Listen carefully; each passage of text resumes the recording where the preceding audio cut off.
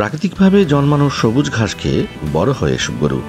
চরের মাটিতে জন্মানো তাজা ঘাস আর নদীর স্বাস্থ্যকর বাতাসে হৃষ্টপুষ্ট হওয়া এসব গরুর মাংসের মানও হয় অনেক ভালো। এই চর না থাকলে করতে না খাওয়াইতাম, এখন চর আসে দেখি তো ঘাস কাটতে নিয়ে খাওয়াইতেছি। নারায়ণগঞ্জের মেঘনা ও ধলেশ্বরী নদীর মাঝে সবুজ শ্যামল নয়নাভিরাম গ্রামটি চর ধলেশ্বরী। গ্রামটির অধিকাংশ পরিবারের মূল পেশা ছিল মৎস্য শিকার, তবে নদীতে মাছ কমে যাওয়ায় অনেকেই বদলেছেন পেশা। তবে এই চরের ভাগ্য বদল হয়েছে গবাদি পশু পালনে। বর্তমানে ওই চরের 2/3 পরিবার স্বাবলম্বী হয়েছেন গবাদি পশু পালন করে।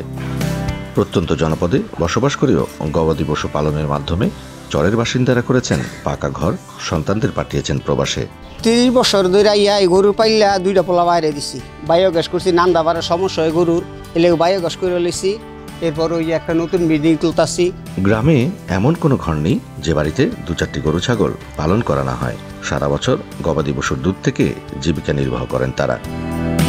তবে কোরবানি ঈদের সময় সারা বছর ধরে অতি যত্নে লালন পালন করা গরু ছাগল বিক্রি করে লাভবান হন তারা।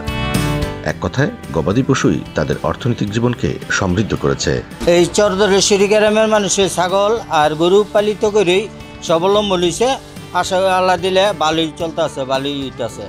ইনশাল্লাহ আল্লাহর কাছে কইতেছি যে এই 2টা পালিত করছি, যখন একটু লাভের আশা করতেছি। এর মধ্যে আমার ছাগলের খামার আছে, ওই ছাগলটি আমি চরে ছেড়ে দিছি। চর ধলেশ্বরীতে বর্তমানে বাস করেন প্রায় 600 পরিবার।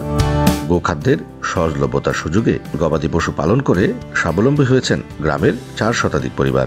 এলাকার ভিতরে মোটামুটি ভাবে 300-400 পরিবার আছে। কেউ ছাগল বা কেউ গরু, এইভাবে মিলাইয়া 300-400 পরিবারে এটা দিয়ে মানে অনেক মোটামুটি ভাবে চলা, উন্নয়ন এটা দিয়ে হয়। তবে প্রাকৃতিক উৎসের বাইরে দানাদার খাদ্যের দাম কমিয়ে আনা গেলে এবং সরকারি সহায়তা পেলে তারা নিজেরা যেমন আরও স্বাবলম্বী হতে পারবেন, তেমনি দেশের প্রাণী সম্পদকেও সমৃদ্ধ করতে তারা রাখতে পারবেন গুরুত্বপূর্ণ অবদান।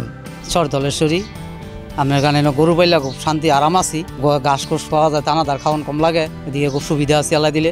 আসন্ন ঈদুল আজহাতে বন্দর উপজেলায় গবাদি পশুর ঘাটতি নেই উল্লেখ করে উপজেলা প্রাণী সম্পদ কর্মকর্তা জানিয়েছেন, প্রাকৃতিক উপায়ে সবুজ ঘাসকে বড় হওয়া গরুর মাংসের মান সবচেয়ে ভালো। বন্দর উপজেলার চর ধলেশ্বরীর খামারিদের পর্যবেক্ষণে রেখে চরে পালিত পশুগুলোকে নিয়মিত ভ্যাকসিন ও কৃমিনাশক ওষুধ দেওয়া হচ্ছে বলেও জানান এই কর্মকর্তা।